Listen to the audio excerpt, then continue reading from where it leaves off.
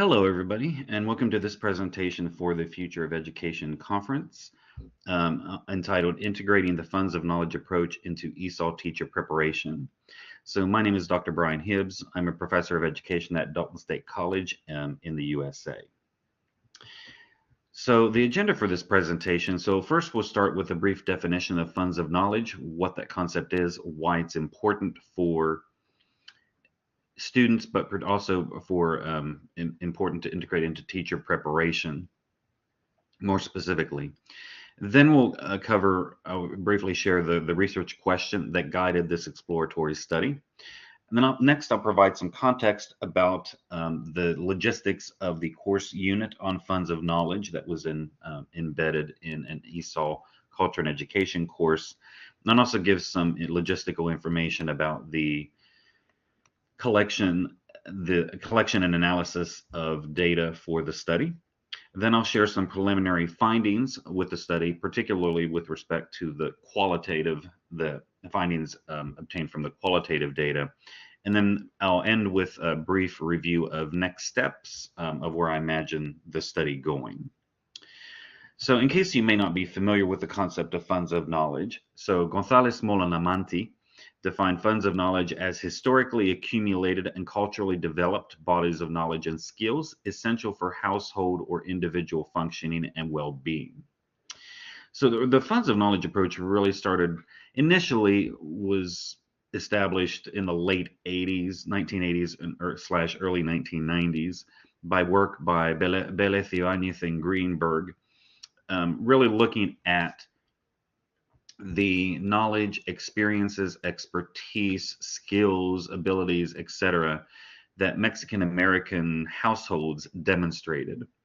Really, the impetus for the approach was really to have sort of a paradigm shift to some extent, where Mexican American students had really traditionally, and I would say students from minoritized populations as well, had traditionally been seen from a deficit perspective of certain cultural and linguistic things that they didn't know, knowledge that they didn't possess, etc. And which is I would say, quite unfair, because to some extent it's an unfair comparison oftentimes with these students, white, mainstream, middle class students. And so, if you're doing that sort of kind of comparison, then to some extent, yes, these students may be found wanting in the extent that their background, knowledge, experiences, expertise are not understood, are not valued, are not acknowledged. And typically, I would say schools, educators, curriculum developers, test creators, textbook writers, etc., publishing companies, etc., still predominantly have might say to some extent, a Eurocentric view of students and what students come to school with, what experiences, what knowledge, what expertise, what competencies do they come to school with. And those are typically white, mainstream, middle class values, and etc. So the funds of knowledge really was flipping the script to some extent. It was really a paradigm shift in the sense of really identifying and understanding, and also valuing and appreciating, becoming aware of the background, knowledge, experiences, expertise that initially Mexican American households possess. So identifying what those are, and then working to incorporate those communities' funds of knowledge into instruction, into schools. Since then, that has really kind of been very broadened to not just Mexican American households, but really kind of students from households of students of minoritized populations, sort of writ large. And so this approach really is important for those reasons, but I think particularly for ESOL, for teacher candidates preparing to work with multilingual learners of English, because these students, again, particularly because they come from either different communities or different countries, different cultures, etc. They have a very wide, varied set of cultural and linguistic abilities, proficiency, skills, etc., that teachers really need to understand and acknowledge and value. So the question that guided this study was, what are pre-service elementary education teacher candidates' perceptions regarding the strengths and weaknesses of implementing a Funds of Knowledge unit in an ESOL culture and education course? So to give you some context for the course and the course unit, so Dalton State is a small four-year post-secondary institution located in the southeastern United States. The course in which the unit was embedded was ESOL 4242, which is entitled Culture and Education. And so the goals of this course are really for teacher candidates to learn about different aspects of culture, the role of culture plays in language teaching and learning, etc. And so it was the Funds of Knowledge unit was embedded within this course because, from my view, I think it totally relates to culture and to students' cultural assets and those kind of things. The study took place in the summer of 2023. There were two sections of the course in the summer. One class consisted of 16 students that were consented and agreed to participate in the study, and the other one had 17, so 33 students in total. These were pre-service teachers in elementary education, and specifically we're pursuing the ESOL endorsement. So the endorsement is a credentialing program that we have for elementary education teacher candidates if they want additional experience and expertise in the theory and practice of learning how to work with multilingual learners of English. And so the study really was a sort of curricular innovation and implementation of a curricular innovation of incorporating the Funds of Knowledge approach as a unit within this culture and education course. So the logistics of the course unit consisted of 3 modules. So the first was focused on different articles that students read. So the jigsaw reading, which I will explain in a minute. So there were 2 kind of rounds, you might say, of readings that students did. So the part 1 were readings focused on providing students with an overview of the Funds of Knowledge approach, sort of the underlying principles and why Funds of Knowledge is an important concept, etc. And then part 2, students read a series of readings about was sort of like the practice to some extent. So really looking at a variety of ways in which educators have embedded the funds of knowledge into their instruction at different grade levels and in different content areas. Then the second module was focused on sort of activities on identifying and establishing students' funds of knowledge. So in this unit, what I did was I took the funds of knowledge inventory matrix that the Washington Office of Superintendent Instruction has developed, and then I adapted it slightly. So the matrix consists of 3 columns. So where there's a list of categories of different funds of knowledge that students may exhibit and demonstrate. The second column is noting examples of funds of knowledge that students demonstrate in different categories. And then the third column is classroom application. So thinking of ways that teachers might embed or integrate students' funds of knowledge into instruction. So students went through several rounds of this. So the first round, so to speak, they used the funds of knowledge inventory matrix on themselves, meaning that they looked at the different categories of funds of knowledge and documented examples of those categories of funds of knowledge if they possess those. And then the second round, they were paired with another classmate. They interviewed the classmate and then identified the funds of knowledge of their partner. And then in the third go round, the pairs completed a Venn diagram where they compared and contrasted the funds of knowledge that were similar and also different for both the members of the pair. And then finally, the third module was focused on kind of applications in a couple of different ways. So students interviewed an elementary age student at an after-school program using the funds of knowledge inventory matrix, and so documented the student's funds of knowledge in different categories through the interview. And then they subsequently wrote a funds of knowledge reflection in which they took the knowledge that they gained from the interview from the student and then wrote a reflection about if that student was a student in their class or were a student in their class, how they would adapt, how they would incorporate that student's funds of knowledge in their instruction. So these are the, just briefly, these are the references. They're also later in the slide, but in the presentation, as I mentioned, so the part one of the article of the jigsaw reading articles, so these 4 readings were selected and students were separated into 4 groups. But the 4 readings in part one are relatively short, but provide sort of an overview of the history of the funds of knowledge approach, underlying principles and tenets, and why the approach is important. And then part 2, those readings were selected because they exemplify different ways that teacher candidates can embed the funds of knowledge approach in their instruction.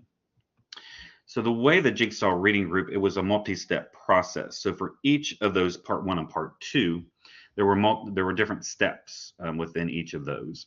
So the first step, students congregated in expert groups, so where they read the same article or reading and discussed what was most significant, important, relevant to them from their reading. Then they went to home groups, so where they were regrouped, in which each the groups of 4, in which each member was from a different expert group. So meant that you had a group with students who had read a completely different reading. And so the idea was really that all students were really benefiting from all of the articles, all of the 4 readings, without actually having to have read all 4, but also creating sort of this class community where they were teaching and learning from each other. Then step 3, they went back to their individual seat. They were handed a blank index card and they wrote a short reflection on 2 or 3 points of information or things that they had learned, things they gained from their participation in the expert and home groups. And then as a final step, they shared out their learning first with several of their classmates and then with the whole class. So that was a process that was students engaged in through the part 1 and part 2 of the jigsaw reading. So as I mentioned with the funds of knowledge inventory matrix, so it was largely based on the funds of knowledge inventory matrix that was created by the Washington Office of Superintendent of Public Instruction, but it was adapted. There were additional categories that were added based on Moll and Riojas Cortés. And so as I mentioned, so in the first step, students completed this matrix on themselves.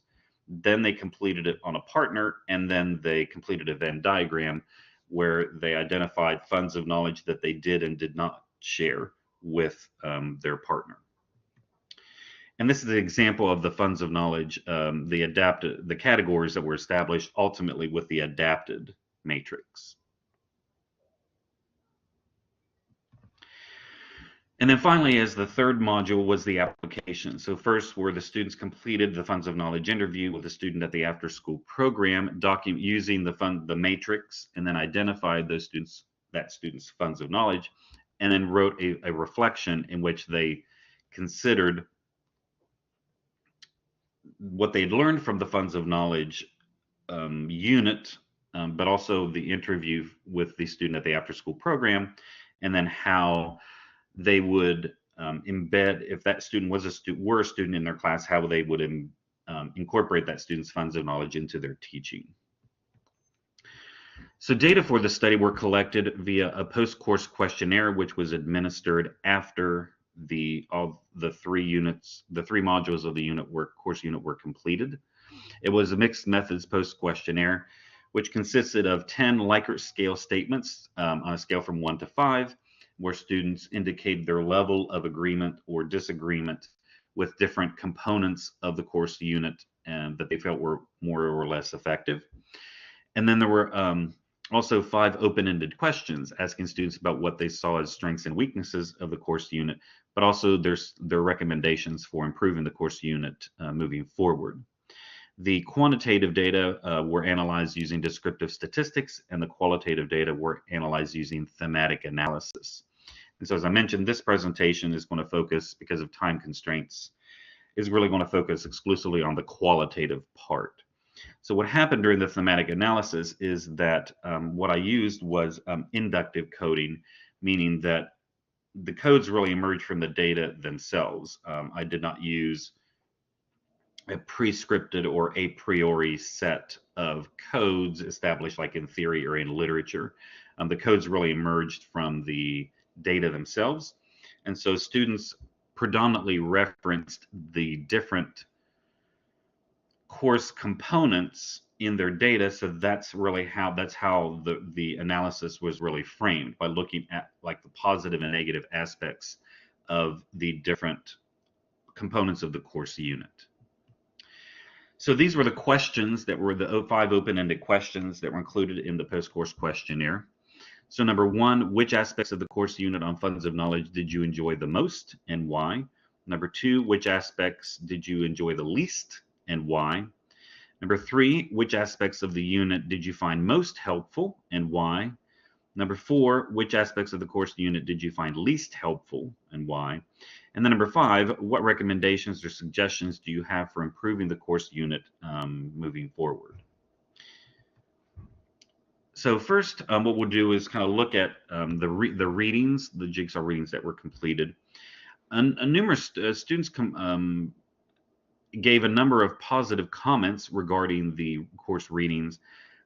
For example, that they felt that the readings adequately explained the theory and practice of the funds of knowledge approach, offered different perspectives on how to teach multilingual learners of English in different ways, that the readings provided lots of information, were interesting, were fun to read, promoted their awareness of different activities that they could use to identify and incorporate students' funds of knowledge in their future teaching, and that additionally that the readings served as good preparation for the interview that they did with the student in the after-school program.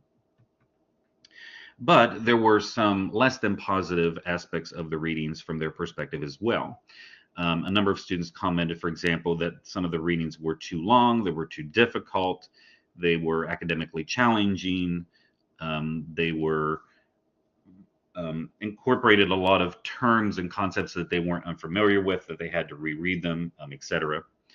And a number of students also, several students indicated that they would prefer to have learned about the approach using hands-on activities like the matrix instead of reading about the approach versus actually doing it. Additionally, because students were also taking several other classes during this summer session, they were really overloaded with lots of assignments and everything from this class and other classes. And so several students admitted that they either didn't have time to complete the readings, or they had forgotten to read them. With respect to the matrix, so a number of students identified positive aspects of the matrix. More specifically, that the matrix helped them identify their own personal funds of knowledge, which is kind of part of the reason why I had them do the matrix on themselves first. A, to become familiar with the matrix and how it worked and the logistics of it, but also for them to really consider and really think about what funds of knowledge do they personally have as sort of a starting point. A number of students also commented that the matrix was helpful in helping them understand other students' funds of knowledge and was a viable vehicle for identifying other students' funds of knowledge. Again, provided them as a sample activity, something tangible and concrete that they could actually use in their future teaching. Was an effective tool to identify and establish and document different students' funds of knowledge. And also they felt that the activities in that module prepared them for the student interview that they conducted with the student at the after-school program. However, a number of students also commented that they felt the matrix was cumbersome / unwieldy, was not so user-friendly, particularly with respect to the number of categories. If you remember the previous slide, or several slides previously, that there were like 19 in the adapted matrix that I had created, that I took with that I adapted with different reference from different sources. That ultimately there were 19 or 20 different categories that students of funds of knowledge. And a number of students commented that that was just way too many categories to be used with a student, an elementary age student. And that because of that, that the matrix was difficult to use with students, in elementary school of that age. Moving forward, several students recommended that either the number of categories be reduced, or that the teacher candidates themselves might say, okay, if I have 20 categories, I want to choose maybe 7 to 10 of those categories that I feel most important or most relevant that I'm going to use in the interview. Or a couple of students also mentioned that what might be possible is that several categories in that matrix relate to each other. And so there may be a way to sort of integrate or collapse several of those categories together and maybe have like categories and then subcategories to make it a little more user-friendly. In regards to the after-school program, a number of students comment this by far I think was the most positive aspect of the unit. Most of the students indicated that they felt it was positive in the sense that they gained experience working with diverse students, that they enjoy any opportunities they have to engage and work with students they prefer, but especially this after-school program that was predominantly students from were predominantly culturally and linguistically diverse students, that they appreciated working with those students. Working with at the after-school program allowed them to apply the knowledge that they had gained during the course unit, and was also a hands-on way to apply the knowledge about the approach that they had gained during the course unit in the previous modules. However, a number of students also commented that they didn't feel that they had been adequately prepared enough for the experience and the interview with the students. And also that they would like to have had additional time with the students, because we were there probably like the interview, we were there at the after school program for about an hour and a half. And a number of students commented that they felt that that really wasn't enough time to really get to know the student and their backgrounds, and et cetera. So those are definitely things I will take into consideration moving forward. Finally, with respect to the funds of knowledge reflection, a number of students commented that they felt it was a positive component of the unit in the sense that it helped to extend the knowledge that they gained through the course unit, was an opportunity to really reflect on and consider the learning that they had gained through the course unit, but also really kind of thinking about how they would concretely apply the approach in their future teaching. However, a handful of students also commented that they felt the assignment was more busy work than that it didn't necessarily contribute to their learning in a substantial way. They were completing it more to fulfill the course requirements, than really as a demonstration of their learning. They felt that it was repetitive, and that it was also kind of overwhelming because there were lots of different parts and things to consider. So finally, next steps with the study moving forward. So I would like to conduct a deeper analysis of the Likert scale items. I've done some initial analysis of the quantitative statements, but I definitely want to go more deeply into them, really looking at them more intricately and intently. I'd also like to do a deeper analysis of like comparison and contrast to both classes to see if there is agreement or disagreement about positive or negative aspects about different components of the unit.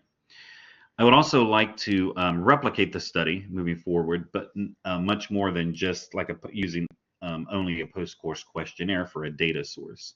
So I'd like to include additional data sources, for example, like including focus group interviews or pre-post questionnaire kind of thing, or other data sources. Because this was a study on my teaching, so not only did it provide me with data to use, but it also provided for research purposes, but also for my teaching. So this is feedback that I will definitely use in consideration in moving forward when I continue to teach the course and include this course unit. And finally, I want to ensure work more closely with the administrators of the after-school program to ensure that the experience and the interviews that we're doing are not only beneficial for our teacher candidates, but also are beneficial for students of the after-school program as well. So here's my contact information if you would like a copy of these slides or if you want more information about the logistics of the study. So thank you very much.